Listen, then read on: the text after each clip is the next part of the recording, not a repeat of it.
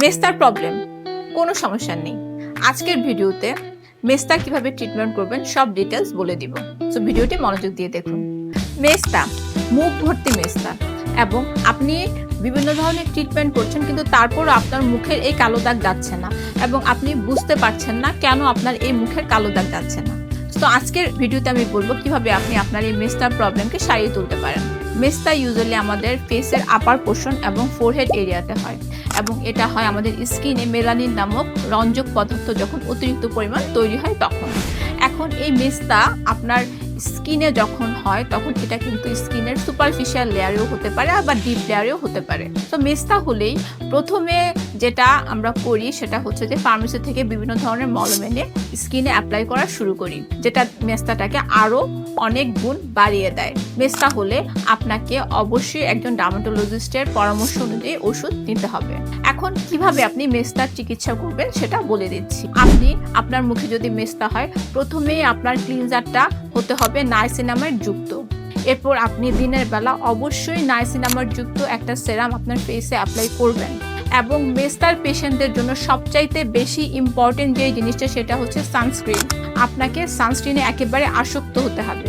আপনি এরকম 2 আঙ্গুল পরিমাণ সানস্ক্রিন নেবেন এবং 3 থেকে 4 ঘন্টা পর পর সানস্ক্রিন আপনার ফেসে রিঅ্যাপ্লাই করবেন। এবং মেস্তার পেশেন্টদের সবচাইতে বড় শত্রু হচ্ছে রোদ এবং চুলার তাপ। তো আপনি যখন রান্নাঘরে যাবেন তখন আপনি খেয়াল রাখবেন যাতে আপনার যেই অংশে ফেসের দাগ আছে সেই অংশটা যাতে ঢাকা থাকে এবং যতটা সম্ভব রোদ অ্যাভয়েড করবেন। রোদে যাওয়ার সময় ছাতা ব্যবহার করবেন এবং আপনার ওড়না দিয়ে যতটা পারেন মুখ ঢেকে রাখবেন। তা কিন্তু জেনেটিক কারণে হতে পারে। এছাড়াও আপনি যদি দীর্ঘদিন ধরে পিল খান এবং বিভিন্ন ধরনের ওষুধ খান সেক্ষেত্রেও কিন্তু আপনার মেস্তা হতে পারে এবং ভুল স্কিন কেয়ার প্রোডাক্ট ব্যবহার করলেও আপনার মেস্তা হবে।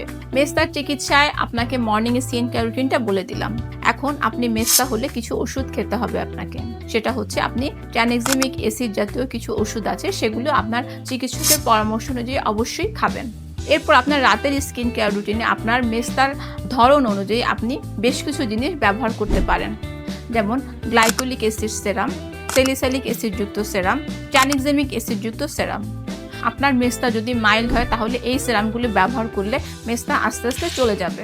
আপনার মেস্তা যদি সিভিয়ার হয় সেক্ষেত্রে আপনাকে হাইড্রোকুইনোন ব্যবহার করতে হবে এবং হাইড্রোকুইনোন অবশ্যই 4%-এর নিচে ব্যবহার করতে হবে এবং 3 মাসের কম সময় ধরে হাইড্রোকুইনোন ব্যবহার করতে হবে।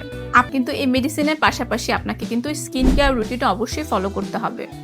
দিনের স্কিন কেয়ার রুটিনটা আমি বলে দিয়েছি, এখন আমি রাতের স্কিন কেয়ার রুটিনটা বলছি। এই মেডিকেশনগুলোর পাশাপাশি আপনি অবশ্যই রাতের বেলা আলফা আরবুটিন যুক্ত একটা ময়শ্চারাইজার ব্যবহার করবেন এবং রাতের বেলা ডাবল ক্লিনজিং করতে ভুলবেন না। মেস্তার ক্ষেত্রে একটা জিনিস মনে রাখবেন, মেস্তা স্কিনের সবচেয়ে জটিল একটা ডিজিজ। এটাকে স্কিনে ডায়াবেটিসও বলা হয়। ডায়াবেটিসের পেশেন্টদেরকে যেমন নিয়ম মতো ইনসুলিনের ডোজটা চেঞ্জ করতে হয়, মেস্তার পেশেন্টদেরকেও ডার্মাটোলজিস্টের পরামর্শ অনুযায়ী তাদের মেডিসিনের ডোজটা নিয়ম মতো চেঞ্জ করতে হয়। অনেকেই আশা করেন মেস্তা একবার চিকিৎসা নিলে সেরে যাবে। ব্যাপারটা এরকম না। মেস্তার পেশেন্টদের সারা জীবন ডার্মাটোলজিস্টের ফলো আপে থাকতে হয়। তো মেস্তা নিয়ে আর কিছু জানতে চাইলে অবশ্যই কমেন্টে জানাবেন এবং অবশ্যই চ্যানেলটি লাইক, শেয়ার এবং সাবস্ক্রাইব করবেন।